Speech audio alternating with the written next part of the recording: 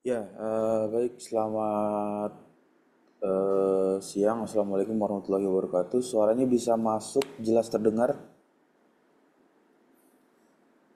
Jelas, Pak. Ya, yang Jelas, Pak, sudah jelas. masuk ya di virtual Zoom eh, bisa mengaktifkan kameranya, on cam-nya untuk mata kuliah perpindahan kalor dan massa.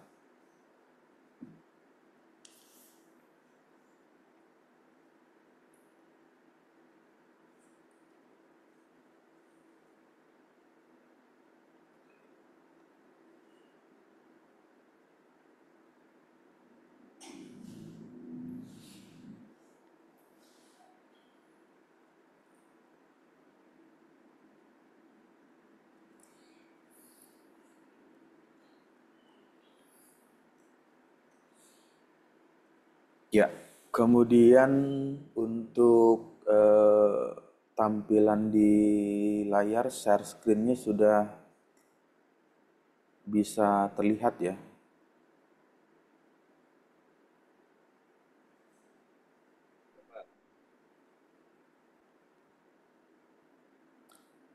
Ya, jadi di siang hari ini kita eh, ketemu di mata kuliah perpindahan kalor dan massa.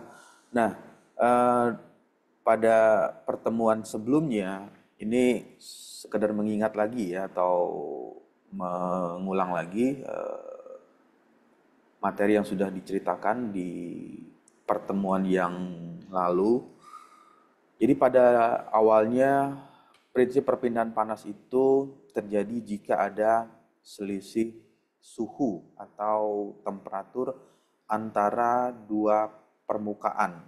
Jadi ada dua bagian yang memiliki temperatur yang lebih tinggi, kemudian di bagian permukaan yang lain memiliki temperatur yang rendah. Nah, hal inilah yang bisa menyebabkan terjadinya panas yang mengalir dari tempat yang suhunya tinggi ke tempat yang suhunya lebih rendah.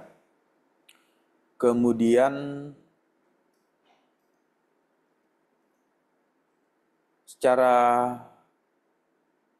awal perpindahan panas itu kita akan coba masuk lebih jauh lagi ya mengenai perpindahan panas untuk perpindahan panas secara konduksi. Nah, di perpindahan panas konduksi ini terjadi apabila panas prinsipnya ada perbedaan suhu, ada suhu tinggi dan suhu yang rendah. Yang paling membedakan dari perpindahan panas yang lain adalah adanya media penghantar. Media penghantar ini memberikan eh, peranan yang cukup penting ya pada saat memindahkan panas tersebut. Karena media ini memberikan peranan yang penting sehingga perlu diketahui karakteristik eh, properties dari material yang digunakan tersebut. Apakah material yang dipergunakan menggunakan nilai K atau thermal conductivity yang tinggi atau thermal conductivity-nya rendah. Nah, kembali lagi ke penjelasan awal dari teori ini, pendekatannya dilakukan dengan hukum Fourier ya. Jadi ketika ini dipelajari, ada hal yang memberikan kontribusi terhadap besarnya nilai Qx, nilai laju perpindahan kalor tersebut. Yang pertama, nilai K.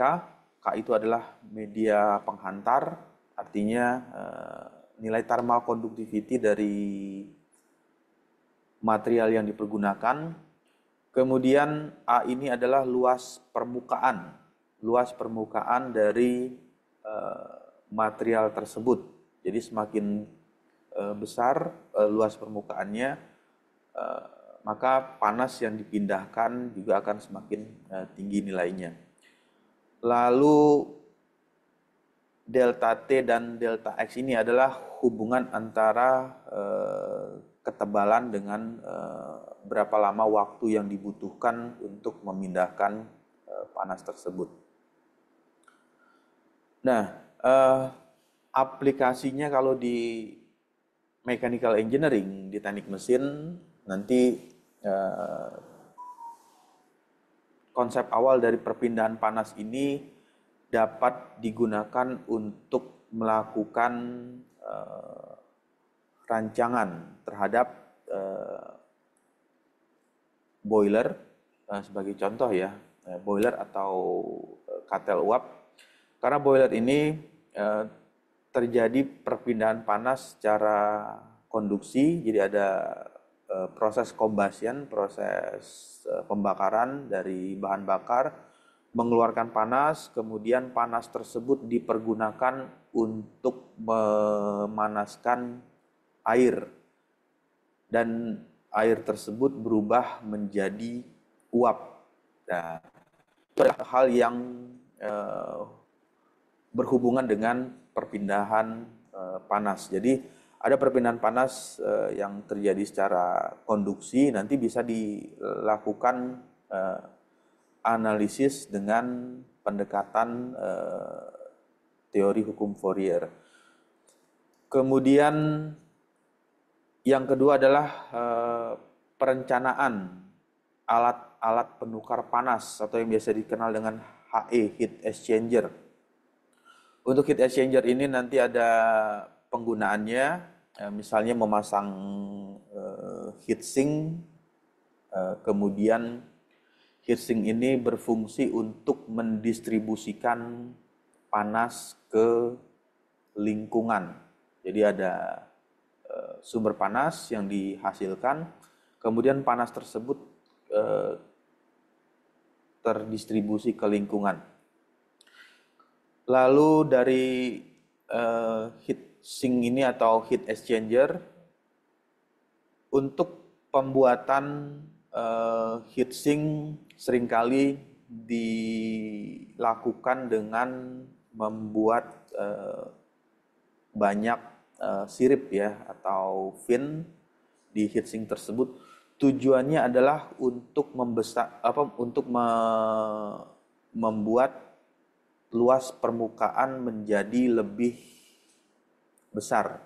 Nah, hubungannya adalah terhadap nilai ini, nilai A-nya. Jadi kalau nilai luas permukaan ditingkatkan, maka panas yang akan dipindahkan akan lebih besar ya, atau heat flux yang dipindahkan tersebut akan menjadi lebih besar nilainya. Ya, itu yang kedua. Lalu yang ketiga, untuk perancangan di motor bakar atau yang biasa dikenal dengan motor pembakaran dalam atau internal combustion chamber. Ini juga menggunakan prinsip dari perpindahan panas. Bagaimana energi panas tersebut yang dihasilkan dari proses pembakaran dari bahan bakar gas atau bahan bakar liquid, kemudian menghasilkan panas, dan panasnya dipindahkan secara konduksi. Kemudian ada juga perpindahan panas yang terjadi secara konveksi di ruang pembakaran tersebut. Lalu yang bagian selanjutnya adalah perpindahan panas ini bisa juga dipergunakan sebagai mesin untuk alat evaporator, alat untuk pengering ya, atau membuat penguapan dari bagian yang lembab. Misalnya sebagai contoh ada alat yang dibuat untuk mengeringkan hasil pertanian, misalnya alat pengering padi. Jadi kalau pada saat terjadi musim hujan ya di tempat tertentu, kemudian panen dilakukan, Lalu apa yang bisa dikerjakan untuk menghasilkan eh, hasil panen tersebut. Nah, untuk mempercepat proses panen, maka dibuatlah alat pengering.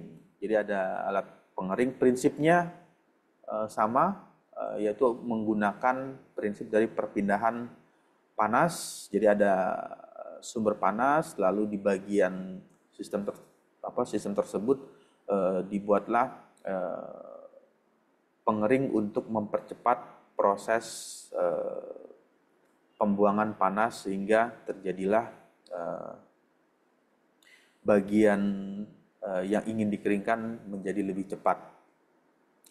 Lalu yang di bagian selanjutnya berguna juga untuk proses reaktor ya, reaktor kimia. Ini juga ada proses heat transfer, perpindahan panas di dalam proses pencampuran antara dua unsur yang berbeda juga bisa terjadi di reaktor kimia. Lalu yang berikutnya adalah furnace. Nah, ini furnace seringkali dipakai untuk proses peleburan logam atau tungku furnace. Jadi kalau menggunakan material yang terbuat dari unsur metal, unsur logam ya. Ini eh, tungku dari furnace tersebut dibuat dengan menggunakan prinsip perpindahan panas. Bagaimana bisa melakukan isolasi terhadap panas yang dihasilkan sehingga panas tersebut tidak banyak terbuang ke lingkungan. Nah, di bagian ini ada kembali lagi ke teori awalnya adalah hubungan dengan nilai K atau nilai thermal conductivity. Nah, semakin kecil nilai thermal conductivity, maka material tersebut hampir mendekati kondisi isolasi. Jadi panas yang akan berpindah menjadi semakin berkurang nilai panas yang dipindahkan tersebut. Lalu yang selanjutnya perpindahan panas secara konduksi ini prinsipnya adalah adanya konduktor. Jadi kalau tidak ada konduktor, lawan dari konduktor adalah isolator sehingga panas tidak bisa berpindah secara konduksi. Nah, contoh benda konduktor ini yang perlu digarisbawahi adalah nilai material yang terbuat dari tembaga, material-material tembaga, besi, timah, dan aluminium. Apabila panas bisa dipindahkan menggunakan material ini, maka medan listrik atau aliran listrik juga bisa mengalir melalui material tersebut. Nah, hal inilah yang ada di pendekatan secara analitik atau analogi ya, menganalogikan material tersebut sebagai media perantara untuk memindahkan panas. Nah, karena ada kesamaan, panas bisa berpindah melalui material seperti tembaga, besi, timah, dan aluminium, maka dibuatlah analogi rangkaian listrik ya, yang di minggu sebelumnya ada sebagai contoh sederhananya analogi rangkaian listrik menggunakan rangkaian seri. Jadi ada material dengan satu jalur ya. Kalau 2 jalur atau 3 jalur itu sudah masuk ke dalam kategori rangkaian paralel. Nah, lalu yang berikutnya adalah benda yang tidak bisa mengantarkan panas, berarti kebalikan dari konduktor merupakan bagian isolator. Contoh benda isolator, plastik, kain, kayu, karet, kertas, ban, dan lainnya. Nah, material-material inilah yang memiliki, kalau dilihat ya, nanti coba cek di buku heat transfer, untuk material tersebut nilai thermal conductivity-nya. Jadi pada material ini memiliki nilai thermal conductivity yang lebih rendah jika dibandingkan dengan material yang terbuat dari unsur logam. Ya, lalu yang selanjutnya konduksi perpindahan panas melalui zat padat yang tidak ikut mengalami perpindahan. Jadi yang berpindah itu hanya panas saja, energi panas yang dipindahkan, tetapi zat perantara tersebut tidak mengalami pertukaran atau mengalami perpindahan. Kemudian benda yang terbuat dari logam, ini contoh ya, benda yang terbuat dari logam akan terasa hangat atau panas jika ujung benda dipanaskan. Misalnya ketika menyentuh kembang api yang sedang terbakar. Nah, itu adalah prinsip perpindahan panas yang terjadi secara konduksi. Jadi panas yang dikeluarkan dari nyala api, kemudian nyala api ini mengeluarkan temperatur bisa sampai 200 derajat Celcius, lalu panas yang dikeluarkan dari nyala api itu merambat melalui logam tersebut atau berjalan melalui kawat yang terbuat dari material logam tersebut.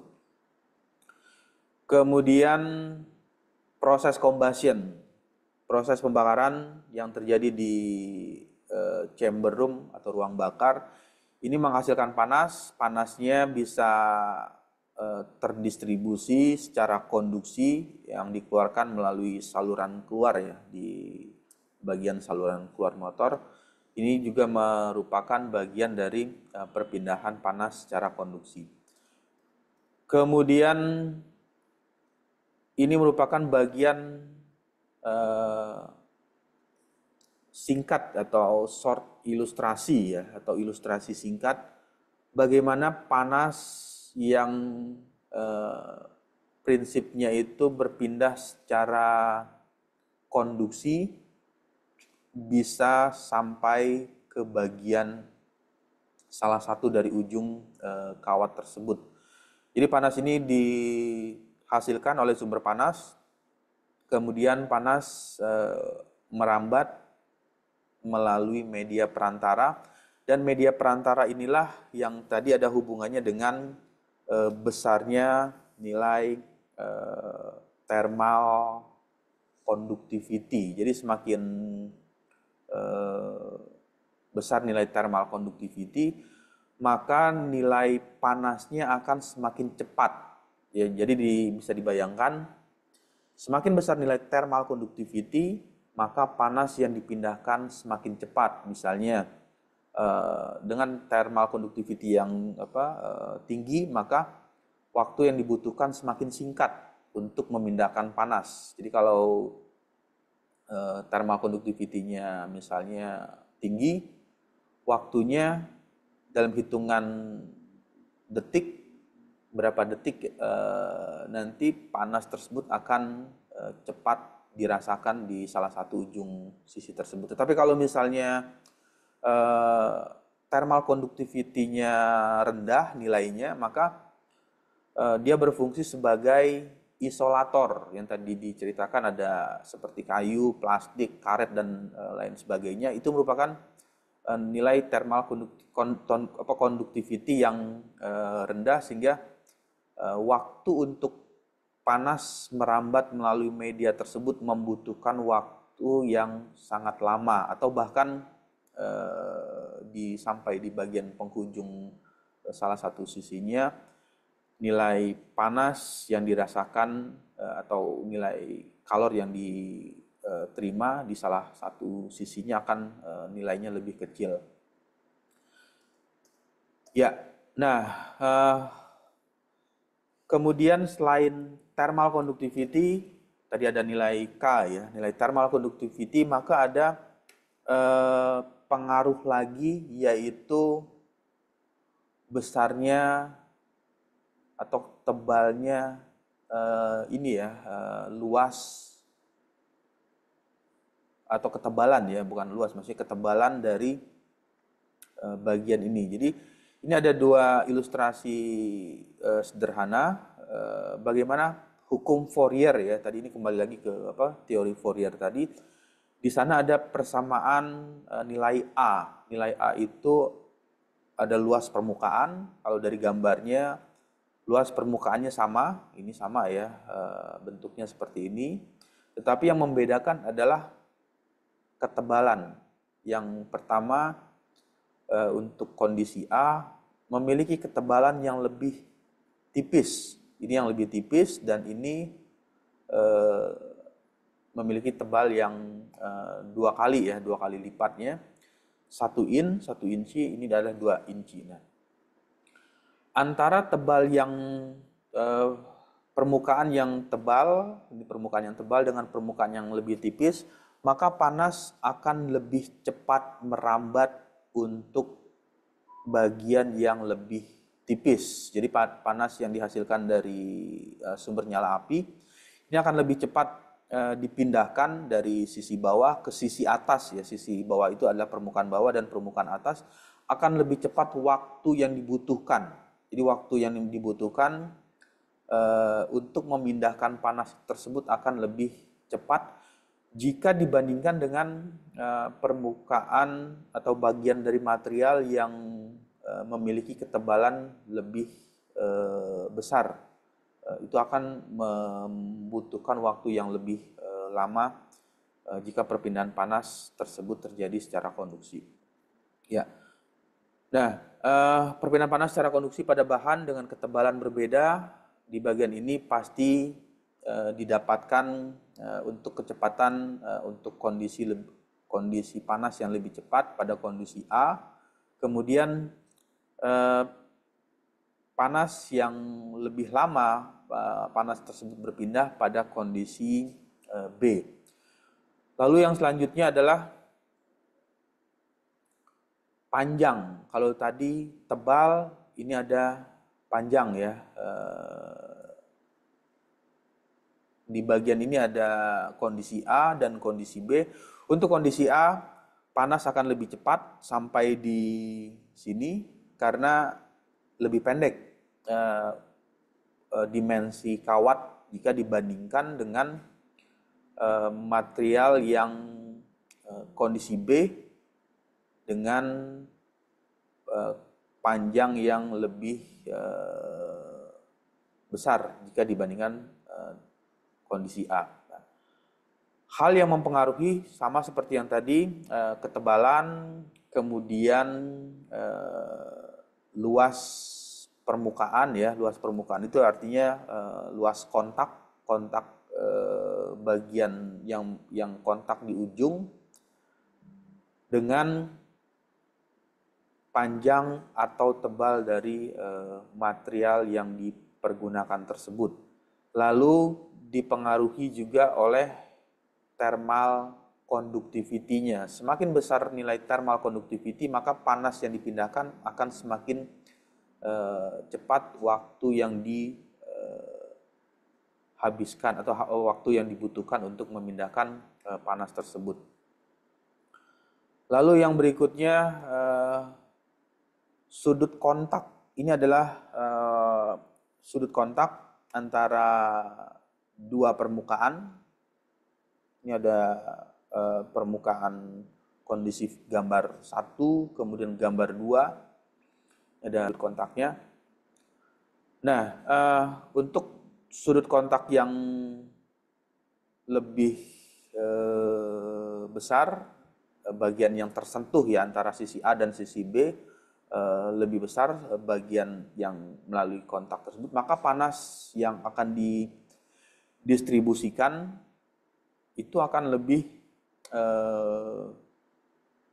besar dan lebih cepat mengalami perpindahannya. Ya, nah ini kembali lagi ke sebagai cara untuk melakukan perhitungan nilai satuan yang berbeda. Jadi pada saat melakukan perhitungan di perpindahan panas ini, pastikan bahwa nilai satuan yang digunakan itu harus sama.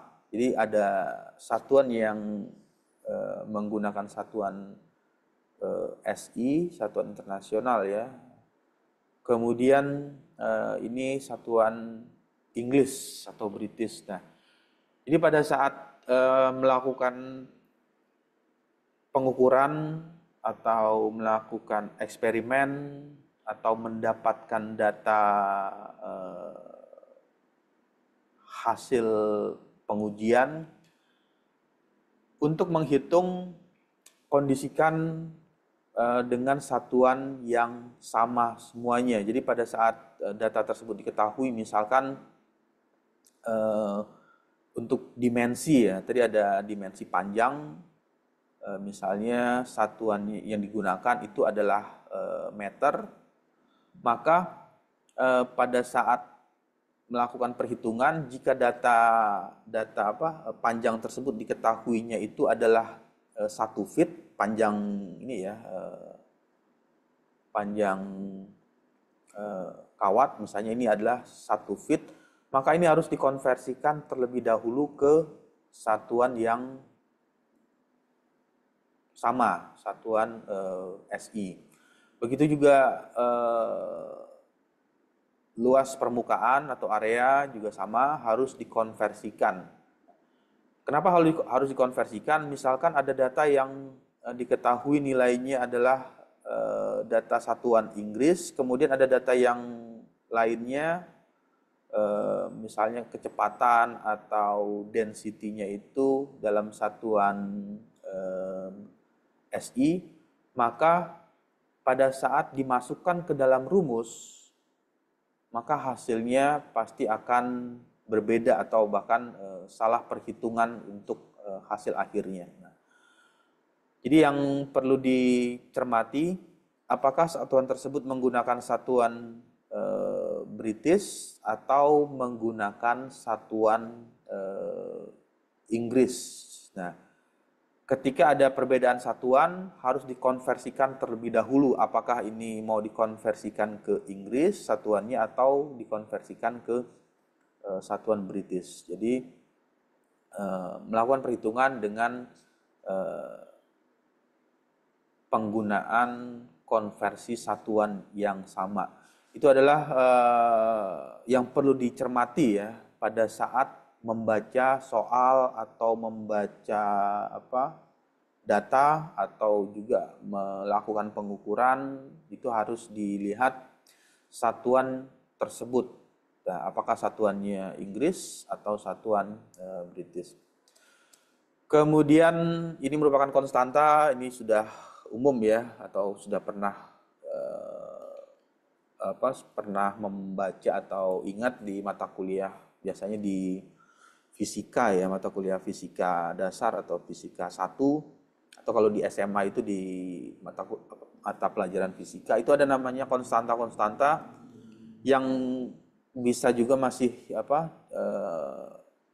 bisa digunakan untuk melakukan perhitungan perpindahan panas secara konveksi, kemudian ada perpindahan panas secara radiasi.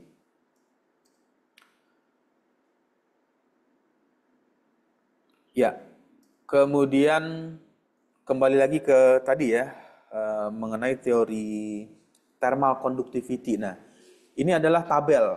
Nah, kita akan coba lihat ya. Di bagian ini ada tabel namanya thermal conductivity. Ini ada hubungan ke rumus yang tadi. Rumus untuk hukum Fourier, ada nilai K. Di sini ada tertulis nilai K.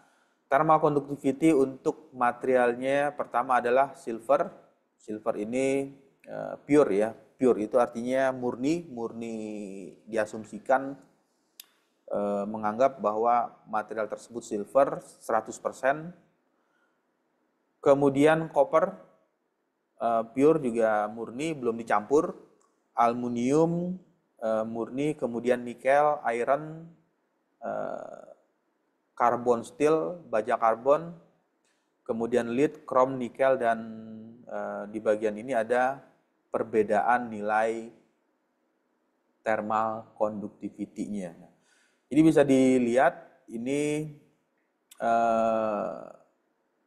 satuan ya, ini satuan Inggris, ini satuan Inggris, kalau bukan Inggris, maksudnya kalau yang ini satuan SI internasional dan ini adalah satuan Inggris. Nah, pada saat melakukan perhitungan, pastikan nilainya sudah terkonversi. Jadi kalau data yang diketahui, thermal conductivity untuk material silver adalah 410 watt per meter Celcius. Kemudian copper ya, ternyata data yang diketahui 223. Nah, berarti harus dikonversikan terlebih dahulu ke dalam satuan Inggris 385 sehingga bisa dilakukan perhitungan untuk nilai tersebut. Ya. Jadi bisa dilihat di bagian ini nilai semakin ke atas maka nilai thermal conductivity-nya semakin besar, artinya ketika nilai thermal conductivity-nya semakin besar nilainya, maka heat flux atau laju aliran panas yang dipindahkan akan lebih besar dan membutuhkan waktu yang lebih cepat untuk proses pemindahan panas tersebut. Jadi kalau ininya semakin kecil turun ya, jadi dari 410 turun menjadi 385, 202, kemudian terus di bagian ini 16,3, bahkan jika turun lagi sampai 0, sekian, maka nilai thermal conductivity-nya semakin rendah. Apa pengaruhnya? Ya, pengaruhnya adalah untuk memindahkan panas menjadi lebih sedikit panas yang dipindahkan dan waktu yang dibutuhkan untuk panas tersebut mengalami perpindahan menjadi lebih lama waktu berpindahnya. Ya, tadi untuk material logam ya, material logam. Kemudian ini material non metal itu non logam seperti diamond. Diamond ini cukup tinggi ya untuk nilai thermal conductivity-nya besar.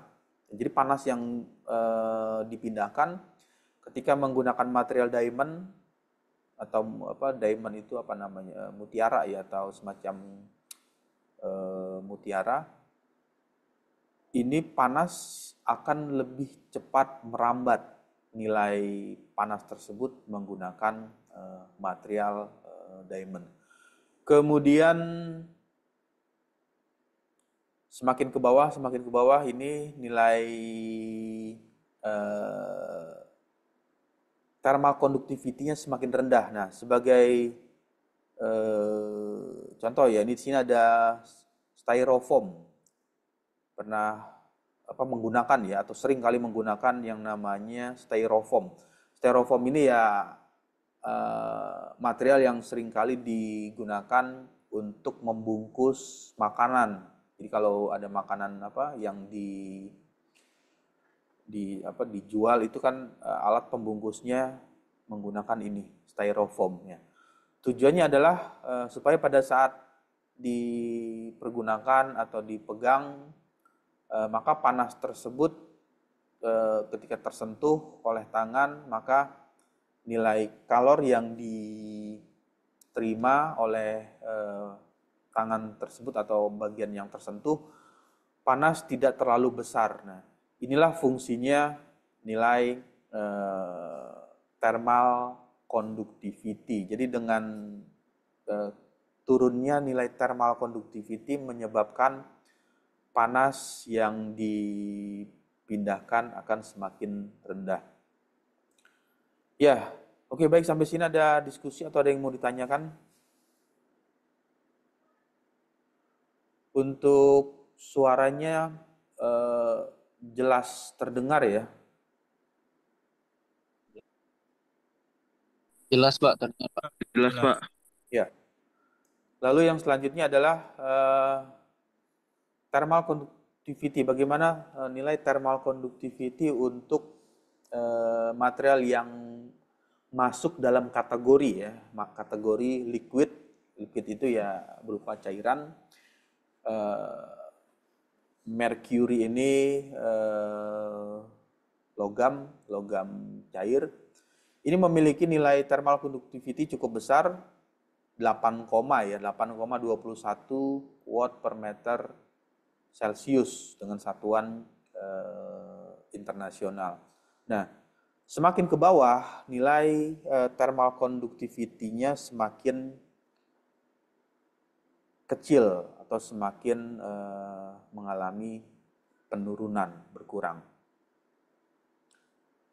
Inilah yang menjadikan media tersebut bisa juga dimanfaatkan atau digunakan sebagai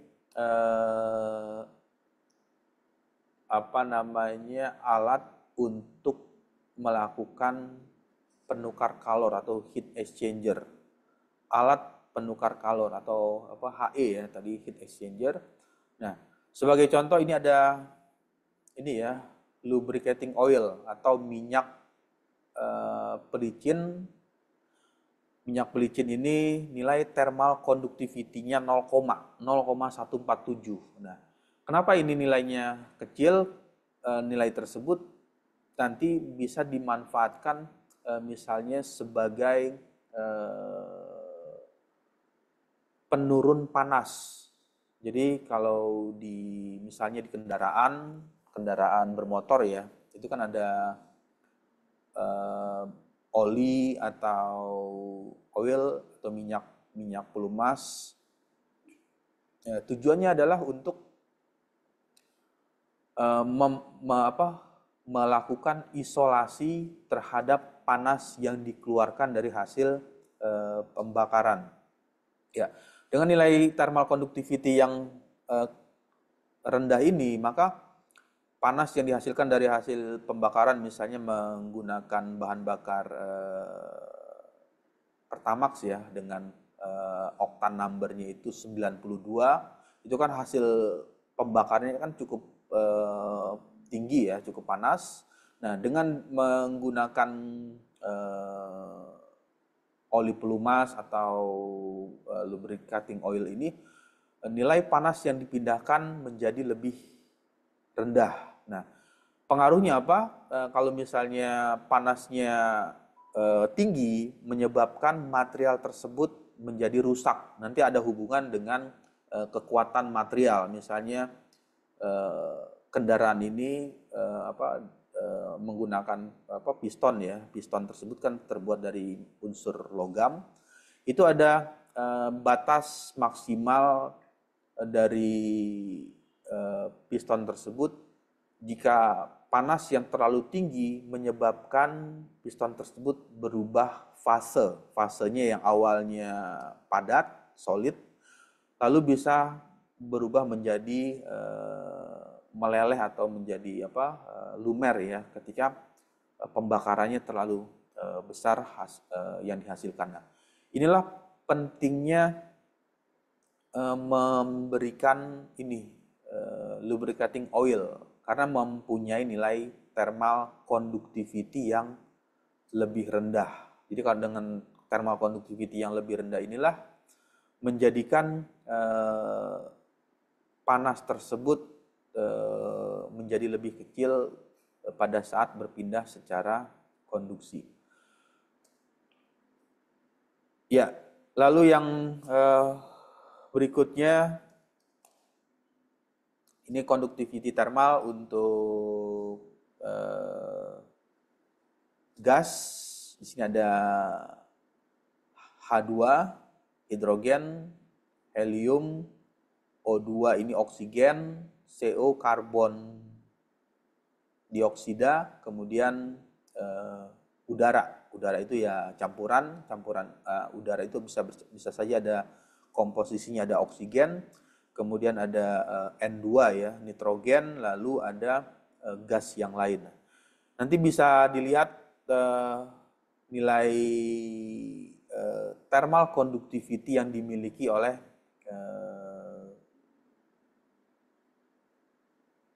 gas tersebut. Nah, jadi kalau dari bagian ini, grafik yang ditampilkan thermal conductivity-nya rendah, tidak sampai 1.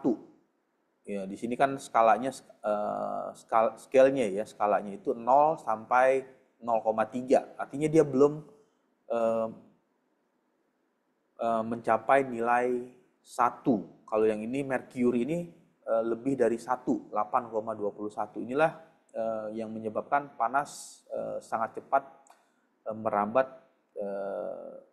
ketika menggunakan material yang mengandung unsur merkuri. Lalu yang berikutnya thermal conductivity untuk liquid. Ini cairan liquid, ada water, air mineral atau air murni, gliserin, benzin, light oil, kemudian ada freon. Nah, di bagian tersebut mempunyai nilai yang tidak besar ya, skalanya itu 0 sampai 0,4, jadi tidak sampai di 1. Kalau misalnya di 1 kan sudah cukup besar ya untuk nilai thermal conductivity-nya. Kalau nilainya masih 0,4 berarti dia menjadi pembagi 0,44/10. Itu ada nilai maksimal dari water tersebut. Ya, nah lalu kembali lagi ke konsep konduksi. Bagaimana perpindahan panas secara konduksi dari hukum Fourier ya, hukum Fourier yang tadi. Di bagian ini diilustrasikan sebagai plat datar. Digunakan plat datar. Kenapa menggunakan plat datar, tidak menggunakan plat cembung atau plat cekung ya, supaya lebih mudah mempelajari secara awal bagaimana karakteristik perpindahan panas tersebut terjadi. Nah, ini ada simbol atau tampilan yang dikeluarkan.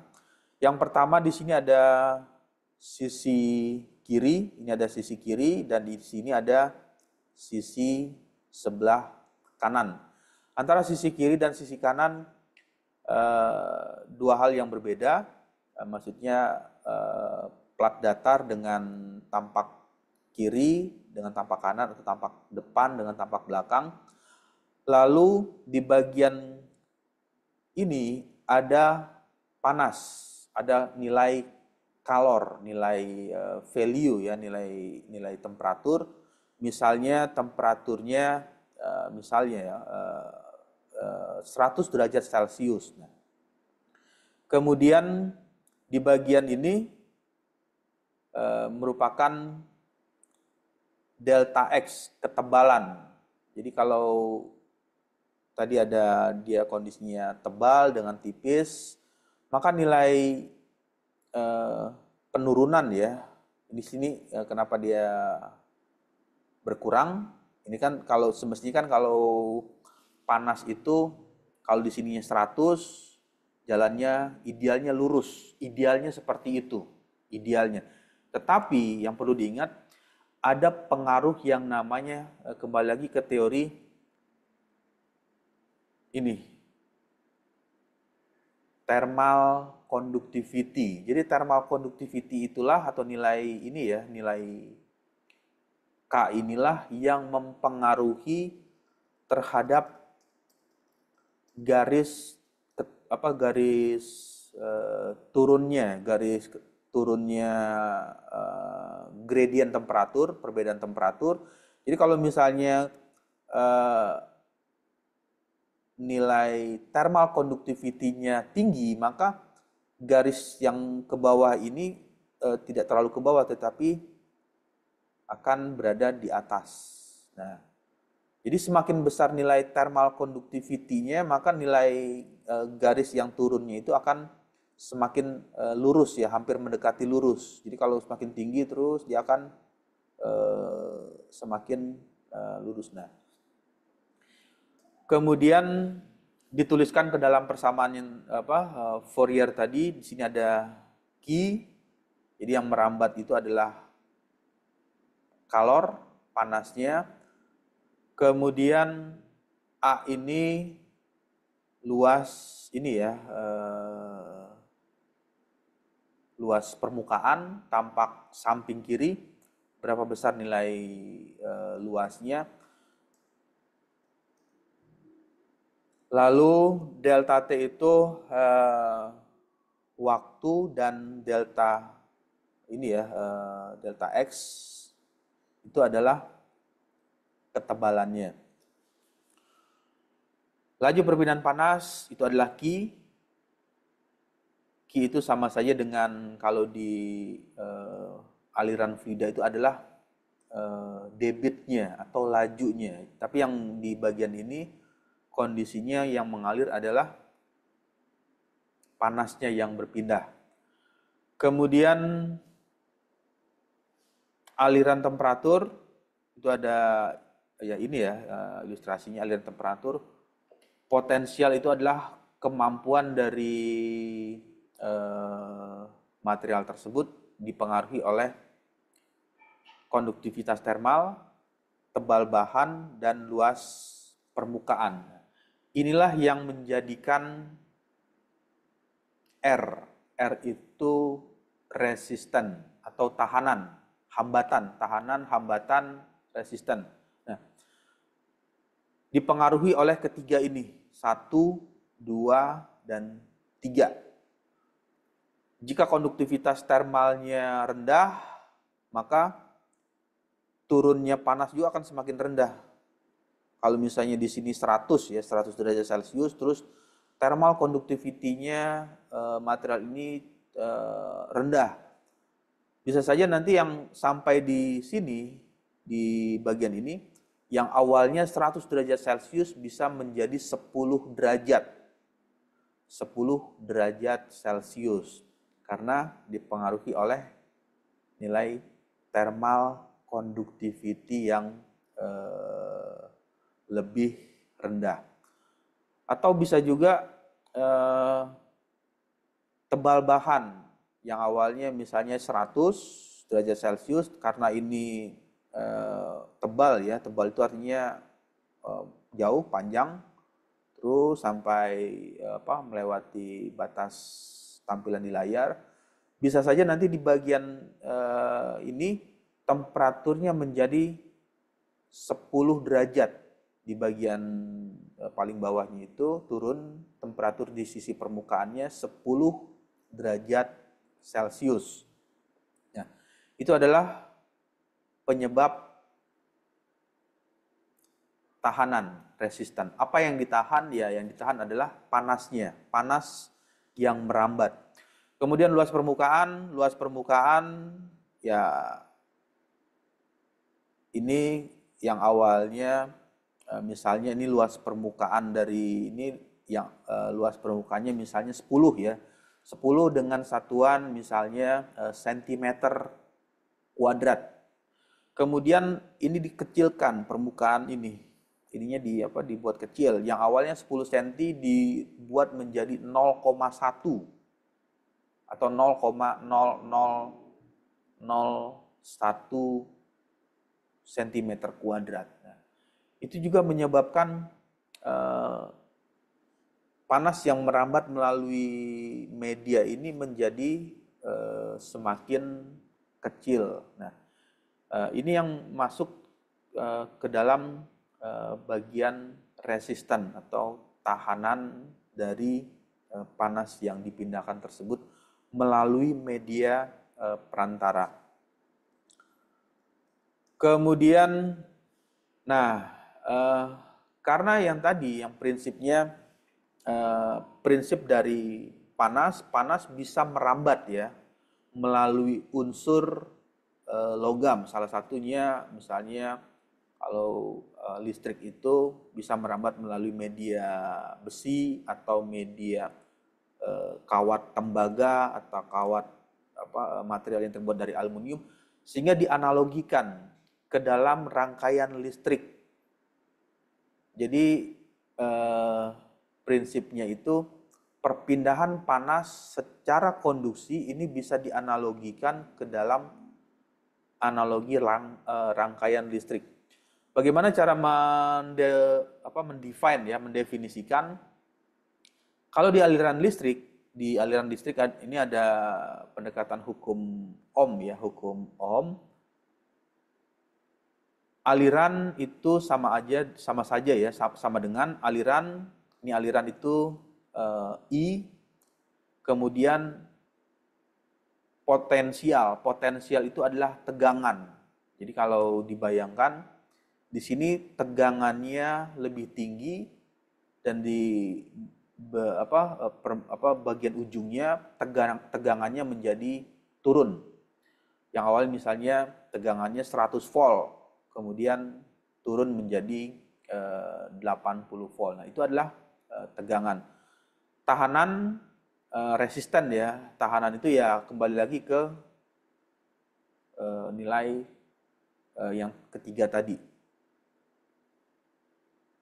K, delta X, dan luas permukaan.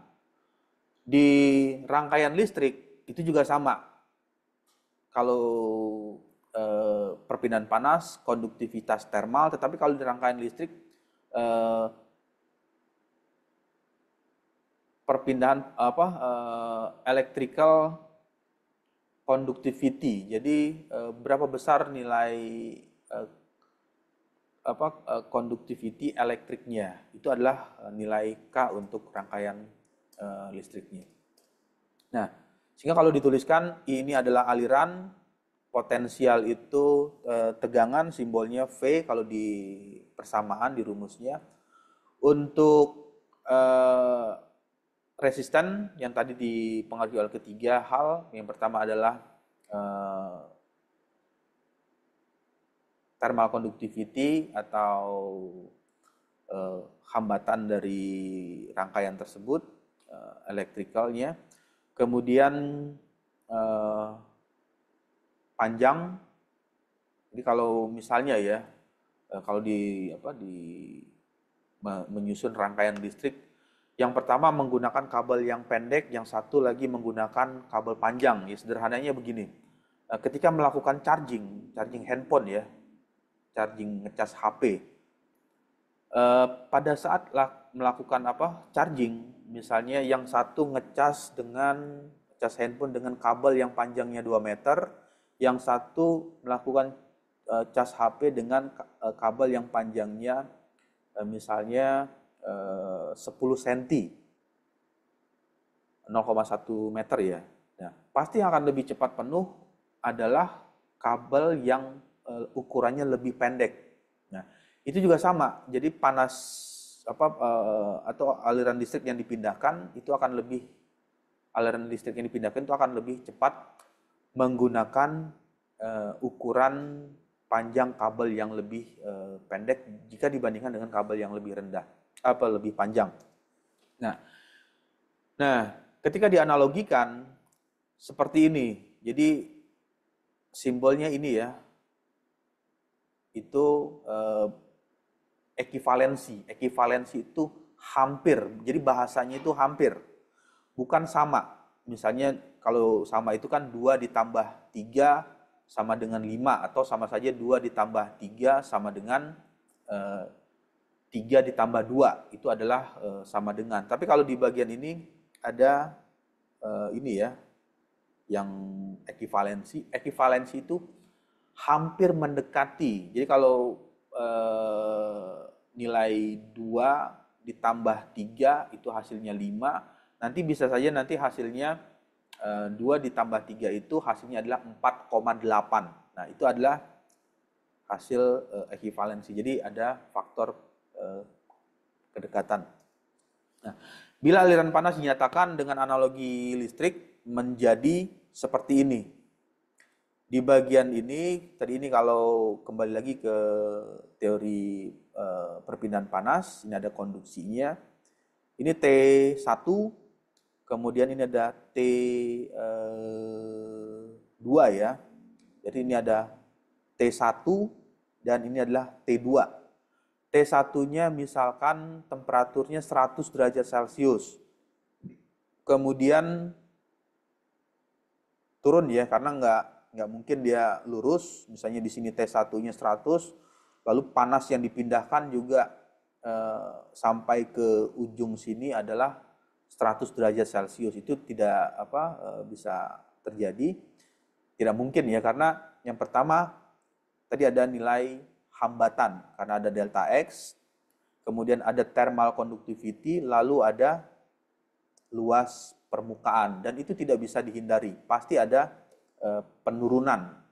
Nah, di sini nilai T1 dan ini ada T2, kemudian ini simbol Q ya, Q itu laju aliran panas. Laju itu sama saja dengan kecepatan atau sama saja dengan dengan aliran panas yang dipindahkan. Kemudian ini adalah R, R itu penghambatnya. Jadi disimbolkan penghambat panas tersebut terhambat oleh ketiga hal. Yang pertama adalah luas permukaan, kemudian yang kedua adalah thermal conductivity, lalu yang ketiga adalah nilai ketebalan. Jadi semakin tebal, semakin maka nilai material tersebut akan menjadi lebih panas yang dipindahkan menjadi lebih rendah. Nah, lalu jika dilanjutkan persamaannya, persamaan 1, kemudian T2 min T1. Jadi nanti ada selisih temperatur yang di sini. Misalnya kalau di sini temperaturnya itu adalah 100 derajat Celcius, lalu di sininya temperaturnya karena turun misalnya berubah menjadi 80 derajat Celcius. Jadi 100 dikurang 80 per delta X. Nah, delta X inilah adalah faktor resistennya, faktor pembaginya. Jadi semakin besar faktor pembaginya ya, maka nilai heat flux atau laju aliran panas menjadi semakin menurun.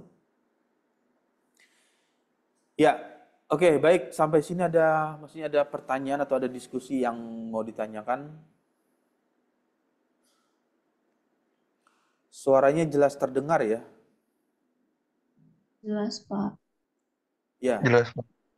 Lalu yang selanjutnya, perpindahan panas secara konduksi ini dilewatkan pada bidang datar yang disusun bisa secara berlapis dengan bahan yang berbeda. Nah, ini variasi ya. Jadi nanti yang pertama bisa saja nanti dikombinasikan. Ini ada materialnya satu seperti ini. Kemudian di bagian sisi sebelah kanan ada material lagi, lalu di sisi sebelah selanjutnya ada material lagi, ada 3 lapis sama 3 lapisan. Ketiga lapisan ini mempunyai nilai delta X yang berbeda-beda. Misalnya yang satu delta X-nya lebih tebal, yang satu lagi tipis, yang di tengahnya tipis, lalu yang bagian yang ketiga delta X-nya menjadi tebal lagi. Nah, perbedaan-perbedaan tersebutlah yang menjadikan resisten, kemudian nilai kalor atau nilai panas yang dipindahkan menjadi lebih bervariasi nilainya. Aliran panas masuk ke suhu T1 dan keluar dengan suhu T4. Suhu antar muka masing-masing adalah T2 dan T3. Nah, aplikasinya ini aplikasi dasar ya, aplikasi dari teori perpindahan panas secara konduksi ini seringkali digunakan misalnya di furnace, kemudian di boiler dan lain-lain. Nah, dan lain-lainnya itu bisa saja digunakan misalnya di alat HE, heat exchanger, kemudian bisa juga digunakan di peralatan untuk menyimpan makanan ya, makanan apa yang tetap kondisinya panas. Jadi kalau misalnya ada semacam kotak khusus yang dirancang, jadi dia hanya menggunakan prinsip ini. Jadi pada saat di bagian ini, misalnya menyimpan makanan ya, misalnya makanan tersebut harus dalam kondisi hangat, lalu dimasukkan ke dalam kotak penyimpan penjaga temperatur. Yang pertama bisa menggunakan lapisan ini, lapisan layer by layer. Jadi ada lapisan 1, 2, 3. Misalkan lapisan satunya itu menjelaskan tentang panas yang keluar dari sumber panas tersebut, lalu terhalang oleh nilai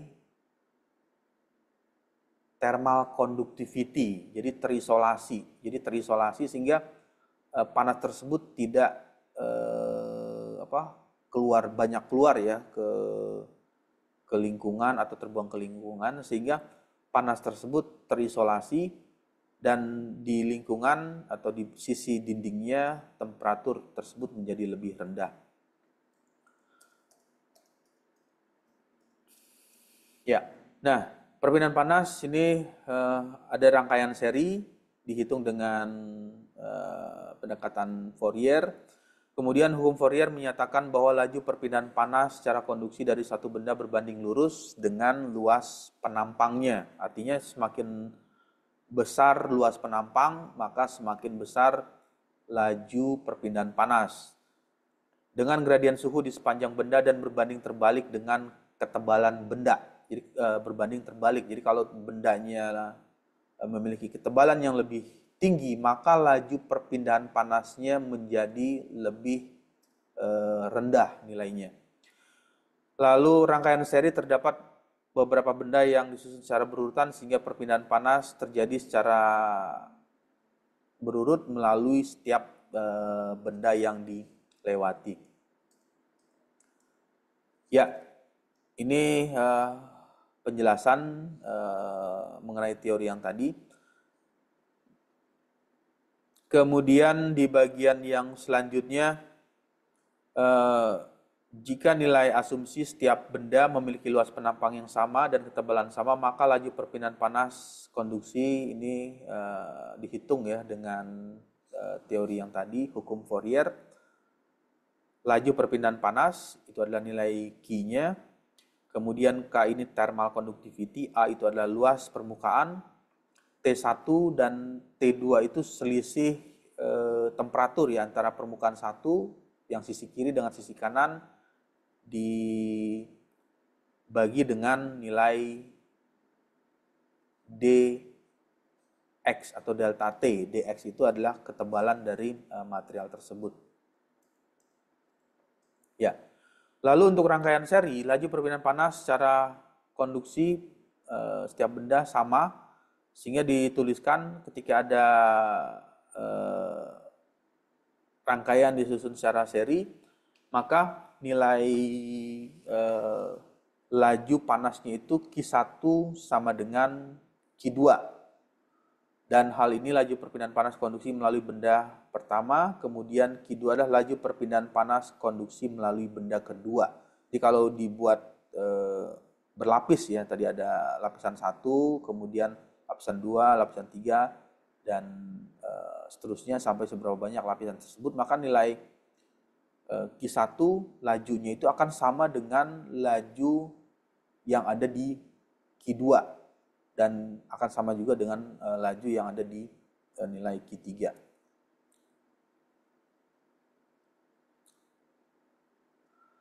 Nah, lalu yang berikutnya adalah jadi laju perpindahan panas secara total nanti bisa dihitung kalau ada panas yang berpindah, maka bisa dihitung nilai Q1, Q2 dan Q3 ini di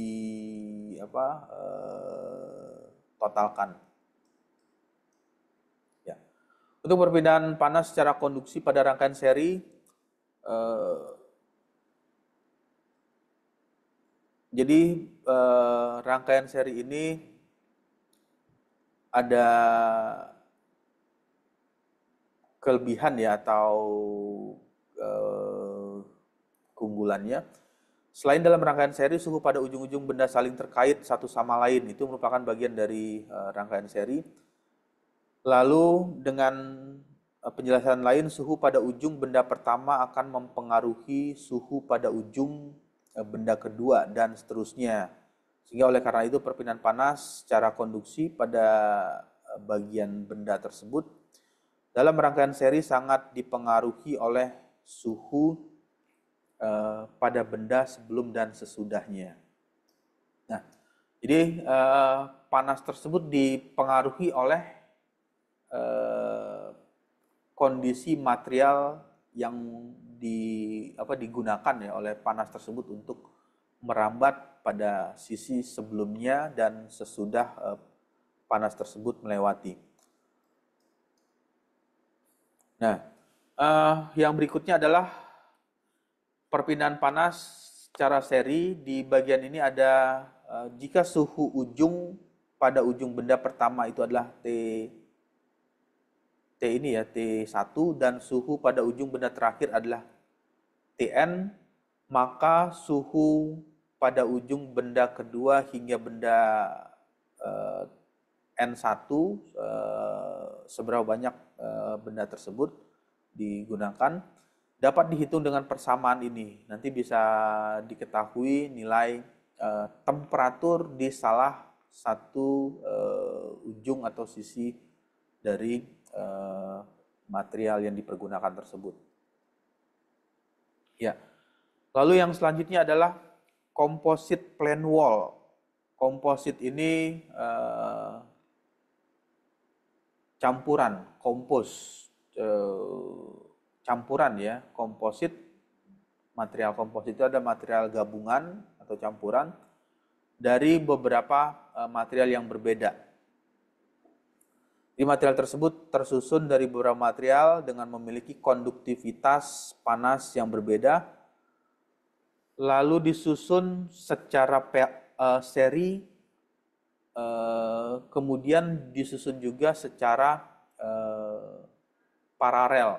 Yang membedakan seri dan paralel itu, lihat saja material tersebut pada saat disusun. Jadi kalau materialnya tersusun secara seperti kue lapis ya atau berlapis-lapis, kemudian tanpa ada cabang bagian yang terpisah, maka itu dipastikan rangkaian tersebut adalah tersusun secara seri.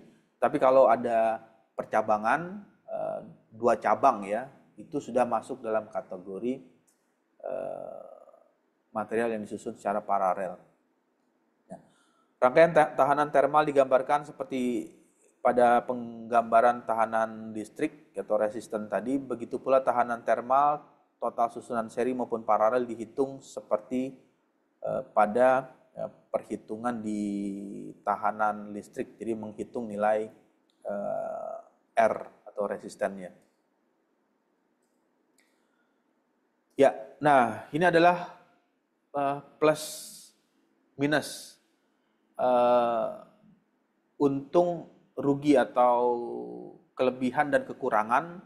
Secara positifnya, rangkaian yang disusun secara paralel ya, keuntungan dari rangkaian paralel ini bisa meningkatkan laju perpindahan panas karena masing-masing jalur perpindahan panas dapat bekerja secara terpisah atau mandiri atau secara independen. Sehingga jadi kalau misalnya paralel itu kan ada 2 cabang ya. Jadi kalau cabang satunya itu mengalami hambatan, maka panas akan mengalir melalui cabang yang kedua.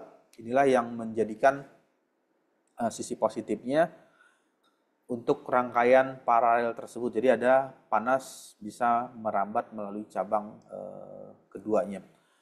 Sisi kurangnya, benda pada setiap jalur perpindahan panas menerima suhu yang sama. Jadi pada saat benda tersebut berpindah melalui satu jalur perpindahan panas, menerima suhu yang sama dari sumber panas. Jadi kalau ada heat source-nya berupa sumber panas, maka panas yang dipindahkan itu akan sama sehingga benda yang memiliki konduktivitas termal, ini kembali lagi ya ke teori yang tadi, nilai K atau nilai konduktivitas termal yang lebih rendah atau memiliki tebal yang lebih besar. Jadi tebalnya lebih besar dapat menjadi bottleneck. Bottleneck itu ya penghalang atau menyebabkan panas tersebut tidak bisa terisolasi atau dia kembali lagi ke sumber panasnya. Inilah yang menjadikan laju aliran panas tersebut terjadi secara berkurang atau mengurangi perpindahan panas secara keseluruhan.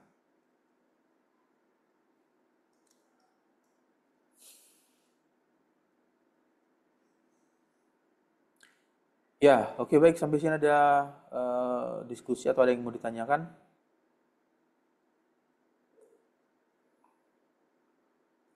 Ya, kita break dulu sekitar 10 menit ya, nanti masuk lagi ke virtual Zoom ya.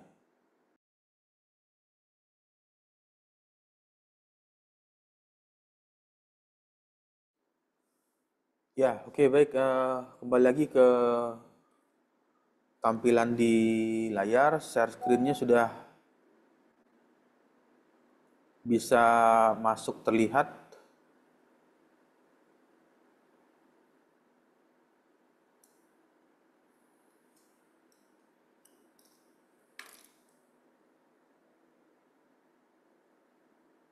Sudah, Ya, Pak. Pak. Ya, ya. Jadi di bagian ini untuk bagian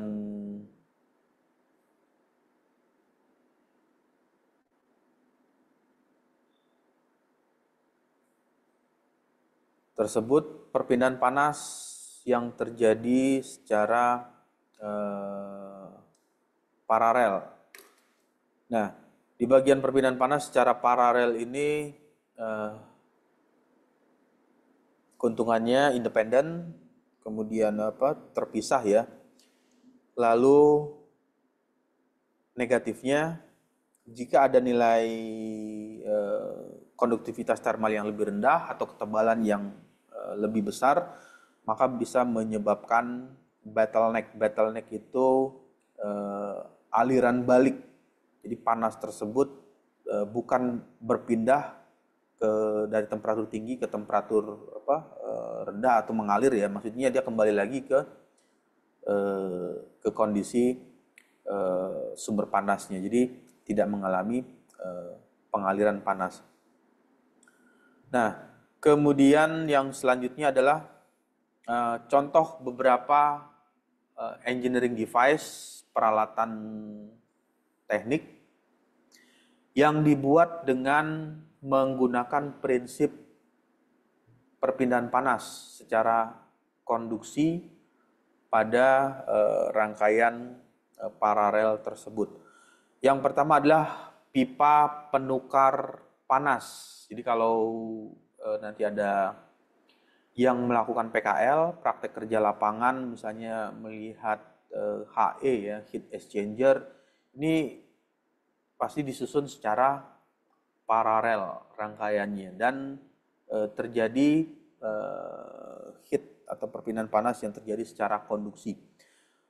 Untuk pipa penukar panas ini digunakan untuk mentransfer panas dari cairan dari suatu cairan atau gas cair ke gas yang lain. Jadi ada dua permukaan yang memiliki beda suhu. Kemudian di dalam pipa tersebut ada cairan atau berupa gas dengan suhu yang berbeda. Lalu terjadilah proses penukar panas tersebut. Yang berikutnya adalah radiator. Jadi kalau radiator mobil ini merupakan bagian eh, prinsip dari perpindahan panas.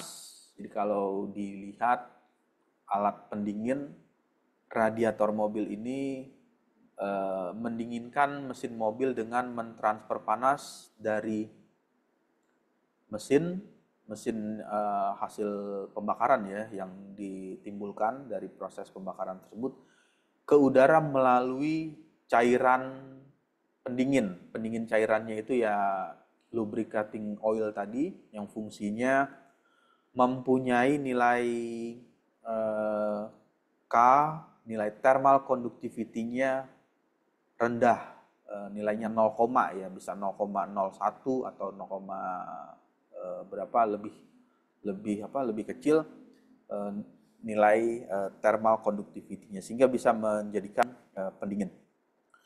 Radiator mobil memiliki banyak jalur perpindahan panas karena dia banyak jalur masuk dalam kategori rangkaian disusun secara paralel. Sehingga perpindahan panas yang disusun secara paralel ini dapat meningkatkan tujuannya laju perpindahan panas secara keseluruhan. Itu adalah sisi eh, bagian yang bisa dijadikan eh, contoh sebagai peralatan teknik yang prinsipnya menggunakan prinsip perpindahan panas. Ya, yang berikutnya adalah heatsink. Heatsink komputer. Ini heatsink komputer ini ada yang namanya pasta prosesor ya. Kalau dibuka komputer antara prosesor dengan heatsink. Heatsink itu ya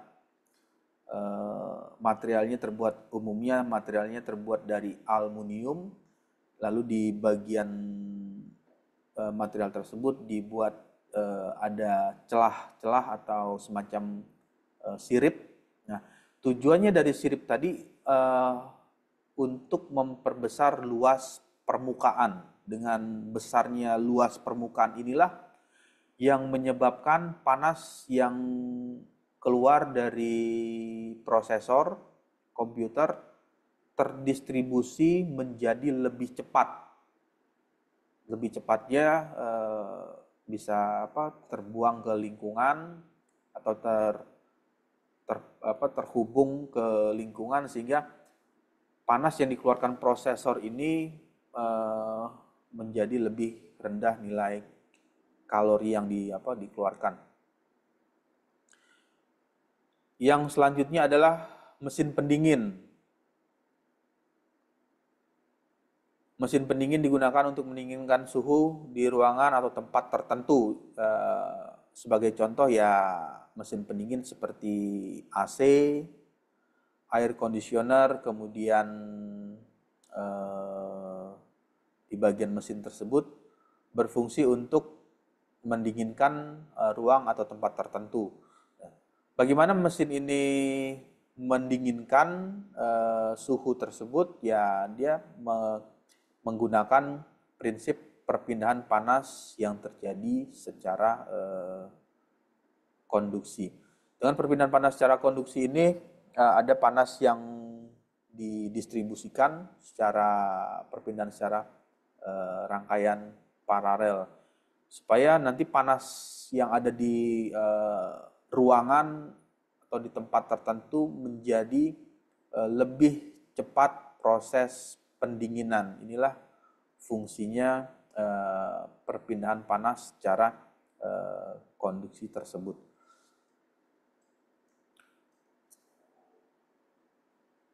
Kemudian banyak ya contoh yang lain adalah oven, alat pemanas atau alat pemanggang makanan. Oven bekerja dengan prinsip perpindahan panas secara konduksi. Bagaimana panas yang dihasilkan oleh alat pemanas, heater, alat berupa lempeng panas yang berasal dari arus listrik, dari listrik yang energi listrik, kemudian menghasilkan panas, dan panas tersebut dipindahkan secara konduksi untuk bisa memanggang atau memasak makanan yang diperlukan ya. Jadi banyak sekali aplikasinya dari prinsip perpindahan panas secara konduksi. Nah, nanti misalnya kalau ada yang mengambil skripsi atau tugas akhir ya tentang konversi energi, jadi nanti banyak berhubungan dengan masalah heat transfernya atau perpindahan panas. Bagaimana panas tersebut mengalami perpindahan, misalnya merancang oven ya, oven pemanas, misalnya oven roti atau pemanggang roti. Nah, bagaimana memanggang atau memanaskan roti tersebut supaya panasnya yang terjadi secara uniform, seragam. Jadi antara roti tawar ya, atau roti yang akan dipanaskan, antara sisi kiri dan sisi kanannya dengan suhu yang sama. Nah, inilah fungsinya dari perpindahan panas yang terjadi secara konduksi tersebut. Jadi ada pemanas yang antara sisi kiri dan sisi kanan saling bersentuhan, kemudian mengeluarkan panas yang sama sehingga bisa memasak atau memanggang roti tersebut dengan kondisi yang uniform atau seragam untuk temperatur dari roti tersebut. Ya, itu bagian yang bisa dijadikan peralatan-peralatan teknik yang bisa dijadikan pembuatannya menggunakan prinsip perpindahan panas secara konduksi. Kemudian ini rangkaian seri. Ini adalah rangkaian seri, tetapi rangkaian seri ini adalah rangkaian yang berlapis. Ini ada sebut saja lapisan A, ini lapisan A, kemudian ini adalah lapisan B, dan ini adalah lapisan C, A, B, dan C. Temperatur T1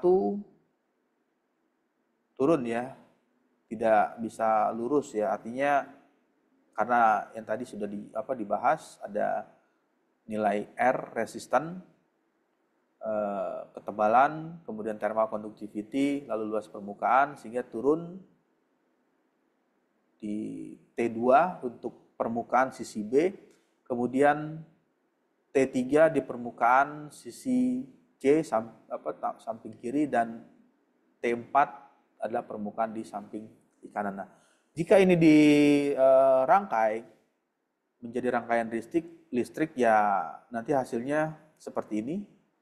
Ini ada T1, kemudian T2, T3, dan T4.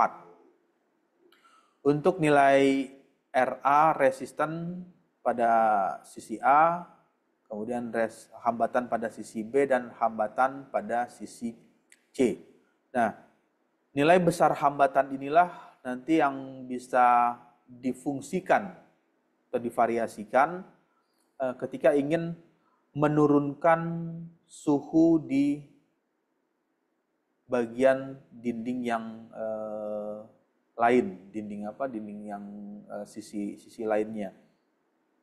Nah, oleh karena itu, kenapa ketika misalnya alat pemanggang roti atau alat pemanas roti tadi di bagian dalam, ini bagian dalamnya temperaturnya tinggi sekali, tetapi di sisi samping keliling ya, atau sisi luarnya itu mempunyai temperatur yang aman. Temperatur aman itu artinya ketika tersentuh oleh tangan atau terpegang maka tidak menimbulkan panas yang tinggi. Nah, prinsipnya adalah menggunakan pendekatan perpindahan panas secara konduksi dengan menyusun susunan lapisan-lapisan tersebut. Dengan lapisan ini memberikan nilai resisten yang bervariasi, bisa dilihat ya. Antara T1 dengan T2 di bagian ini ilustrasinya, T1 dengan T2 turunnya sedikit ya. Tetapi dari T2 ke T3 ini turunnya lebih landai. Nah, memberikan arti bahwa nilai resistennya lebih besar.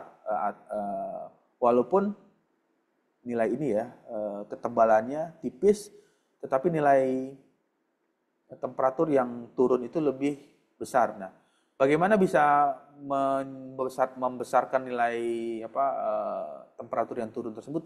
Dengan menggunakan nilai thermal conductivity. Jadi nilai thermal conductivity B dengan thermal conductivity A itu lebih kecil nilai thermal conductivity yang B-nya, sehingga nilai kalori yang dipindahkan lebih rendah. Kemudian dari T3 ke 4 nanti bisa dilihat ya seberapa besar penurunannya. Kalau dari gambar ini segini ya, ini sebesar itu selisih suhunya, maka bisa diartikan nilai thermal conductivity di bagian B-nya itu mempunyai nilai thermal conductivity yang lebih kecil jika dibandingkan thermal conductivity yang ada di lapisan C-nya. Ya, oke, baik, sampai sini ada pertanyaan? Ya, kalau tidak ada, saya akan masuk lagi ke konsep dasar ya. Ini ada konsep awal yang memahami prinsip perpindahan panas. Jadi kalau dengan memahami, sudah bisa membayangkan atau bisa memahami ini, nanti ya melakukan rancangan atau menjawab suatu pertanyaan itu akan lebih mudah untuk bisa menyelesaikannya. Kemudian susunan ini disusun secara seri, ini 1, 2, 3, sehingga dituliskan 1, 2, 3. Jadi ada tahanan 1, tahanan 2, tahanan 3, lalu bisa dihitung nilai R total, resisten totalnya itu R1 ditambah dengan R2 ditambah dengan R3. R1 ditambah R2 dan R3 itu adalah resisten hambatan total dari material konduksinya. Jadi kalau material 1 misalkan ya, material pertama ini terbuat dari aluminium. Lalu material yang kedua terbuat dari tembaga. Dan yang ketiga, material yang ketiga terbuat dari karet. Nah, nilai thermal conductivity-nya jelas berbeda. Tembaga, aluminium, tembaga, kemudian karet. Ini menyebabkan nilai Q kalor yang berpindah itu akan semakin turun pada saat ada di sisi sebelah sisi lainnya, sisi sebelah kanannya.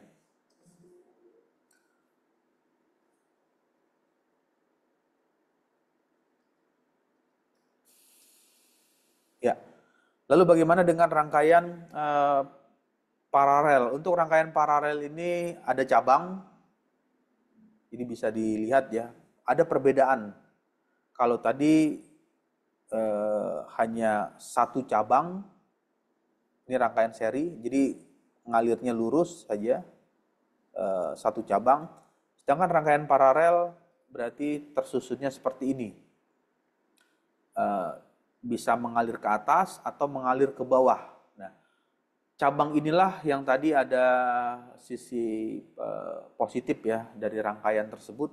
Jadi kalau seandainya sisi cabang yang kedua ini mengalami gangguan, jadi panas tersebut tidak bisa mengalir melalui bagian ini, maka panas akan merambat melalui cabang satu. Nah, inilah fungsi tadi pada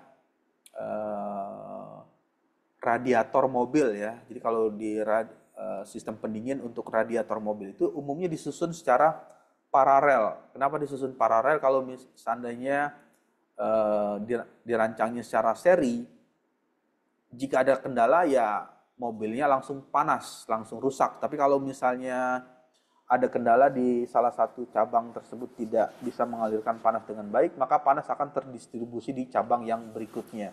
Semakin banyak cabang yang dipergunakan, maka nilai panas yang akan dipindahkan juga akan lebih besar nilainya. Ya, untuk menghitung nilai R total, resisten total dari percabangan perpindahan panas yang disusun secara paralel ini nanti bisa dihitung 1 per R total sama dengan 1 per R1. Jadi nanti berapa besar nilai R1-nya? Ditambah dengan 1 per R2. Itu adalah 1 per R total. Lalu nanti tinggal dibalik, R totalnya nilainya merupakan kebalikan ya dari hasil tersebut.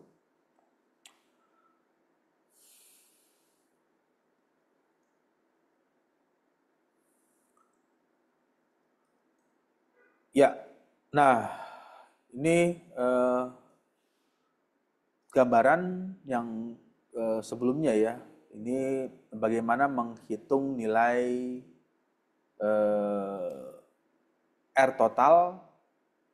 Yang pertama, R total untuk rangkaian yang terjadi secara konveksi. Ini perpindahan panas yang terjadi secara konveksi. Di bagian ini ada temperatur panas. Ini H1. H1 itu adalah koefisien konveksi. Kemudian dari A ke B ya, atau dari T surface 1, T permukaan 1 ke T2. Ini adalah rangkaian konduksi. Perpindahan panas secara konduksi ini seperti ini dituliskan. L per Ka dikali A. L itu adalah ketebalan ya. Ini adalah ketebalan. Ketebalannya berapa nilainya? Dibagi dengan Ka. Ka itu adalah thermal conductivity dan A-nya adalah luas permukaan. Jadi luas permukaan dari bidang ini berapa luasnya? Itu adalah nilainya. Kemudian untuk T2 ke T3, T2 ke T3 panjang LB, tebal LB, ini dibagi dengan thermal conductivity untuk permukaan B. Berapa besar nilai thermal conductivity untuk permukaan B? Dikali dengan luas permukaan. Luas permukaan B-nya, berapa luas permukaannya. Selanjutnya untuk ini juga sama, yang C dari T3 ke T4. Nah, T3 ke T4 ini sama juga ada thermal conductivity. Untuk thermal conductivity-nya berapa nilainya? Dibagi dengan luas permukaan, kemudian ditambah dengan koefisien konveksi. Ini ada perpindahan panas yang mengalami penurunan. Nah, inilah yang konsep dasar inilah yang sering kali digunakan sebagai konsep untuk membuat yang tadi ada HE, heat exchanger, kemudian oven, alat pemanas, surface ya, tungku peleburan logam, kemudian untuk membuat combustion chamber, ruang pembakaran dari pembakaran untuk bahan bakar, jadi disusun secara berlapis. Ya, selanjutnya adalah ada pertanyaan nggak sebelum di bagian ini? Ya, kalau tidak ada pertanyaan atau tidak ada yang ditanyakan, di bagian akhir adalah summary perkuliahan, bahwa perpindahan panas secara konduksi ini sangat bermanfaat nantinya untuk merancang berbagai macam keperluan seperti mendesain alat pengering, kemudian mendesain ruang bakar, kemudian mendesain tungku pembakaran, lalu sebagai media untuk heat exchanger untuk mendinginkan suatu sistem. Nah, oke, kalau tidak ada pertanyaan sebagai feedback perkuliahan ya, karena tujuan dari perkuliahan ini supaya ada pembelajaran lagi, membaca lagi. Nanti coba dibuka teori-teori yang tadi sudah diceritakan di e-book atau di sumber buku yang lain mengenai perpindahan panas secara konduksi. Nah, bagian pertama tadi ada cerita ya mengenai rangkaian yang disusun secara seri. Jadi rangkaian seri itu rangkaian yang tersusun melalui satu cabang, tetapi memiliki 3 benda. Jadi ada 3 lapisan. Jadi bisa dibayangkan seperti kue lapis. Jadi ada 3 lapis, tetapi mempunyai satu jalur. Dalam rangkaian seri terdapat 3 benda padat dengan panjang masing-masing, jadi ketebalan ya. Kalau panjang itu ya ketebalan, ada tebal 20 cm, kemudian tebal plat yang kedua 30 cm, kemudian tebal plat yang ketiga 40 cm. Lalu memiliki luas penampang yang sama, dengan asumsi di bagian ini luas permukaan penampang yang sama. Kemudian yang berbeda adalah konduktivitas termal ketiga benda tersebut. Jadi untuk lapisan rangkaian ini, plat yang pertama thermal conductivity-nya 200 watt per meter Kelvin, lalu yang plat yang kedua 300 watt per meter Kelvin, dan yang ketiga 400 watt per meter Kelvin. Suhu di sisi kiri, suhu di salah satu plat tersebut, sisi kirinya pertama adalah 200 derajat Celcius. Itu adalah suhu sisi kirinya. Dan suhu di sebelah kanan benda tersebut di paling luar ya, sisi sebelah kanan benda ketiga adalah 50 derajat Celcius. Tentukan laju perpindahan kalor konduksi total melalui ketiga benda tersebut. Jadi kalau di gambarkan ya. Nah, ilustrasinya seperti ini. Di sini ada 3 lapis, 1, 2, 3, lalu di bagian ini temperatur awalnya, temperatur yang paling tinggi, dan di bagian ini temperaturnya nilainya 50 derajat Celcius. Yang tadi di bagian sini temperaturnya 200 derajat Celcius. Yang menjadi pertanyaan, berapa besar nilai Q atau nilai kalor yang dipindahkan. Jadi nilai Q ini, Qx. Kemudian teori tadi coba diaplikasikan ke HE, heat exchanger. Ini berarti ada 2 pipa ya, atau ada semacam pipa. Sebuah pipa panjangnya 2 meter. Jadi bisa dibayangkan ada pipa, panjangnya 2 meter dan memiliki luas penampang. Penampang dari pipa ya. Penampang dari pipa itu melintang 0,005 meter kuadrat. Itu adalah luas penampang. Pipa tersebut terbuat dari dua jenis material yang berbeda. Yang pertama terbuat dari baja dan pipa sambungan berikutnya ini terbuatnya dari tembaga. Baja terletak pada bagian kiri pipa, lalu dengan panjang 1 meter, sedangkan tembaga terletak pada bagian kanan pipa dengan panjang sama. Panjangnya sama, jadi kalau panjangnya sama itu ya sama aja dengan delta X-nya atau nilai L ya, nilai length-nya itu adalah sama. Kemudian memiliki nilai karakteristik konduktivitas termal baja 50 watt per meter Kelvin dan konduktivitas termal tembaga 400 watt per meter Kelvin.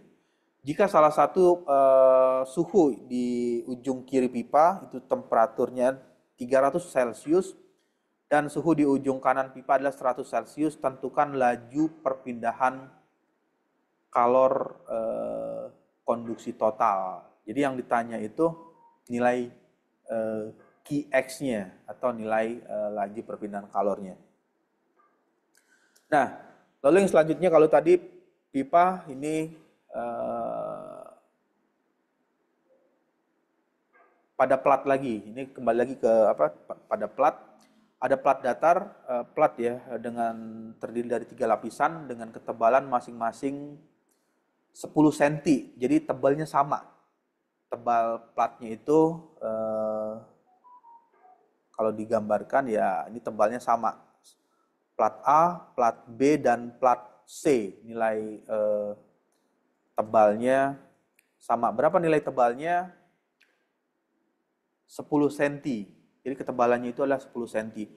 Lapisan pertama dan ketiga terbuat dari kayu. Jadi kalau kayu ini nilai thermal conductivity-nya rendah ya. 0, ya, nilainya adalah 0,1. Sedangkan lapisan kedua terbuat dari bahan beton. Bahan beton itu apa? Ya dinding ya. Seperti semen, kemudian ada pasir, terus ada batu bata ya. Itu adalah materialnya dari bahan beton dengan konduktivitas termalnya 1,5 watt per meter Kelvin. Jika suhu di dalam ruangan tersebut 20 derajat Celcius dan suhu di luar ruangan. Jadi ini bisa dibayangkan ini ada di dalam ruangan. Suhunya 20 derajat Celcius dan suhu di luar ruangan min 10 derajat Celcius. Yang menjadi pertanyaan, berapa besar nilai laju atau nilai Qx untuk perpindahan kalor konduksi melalui dinding tersebut.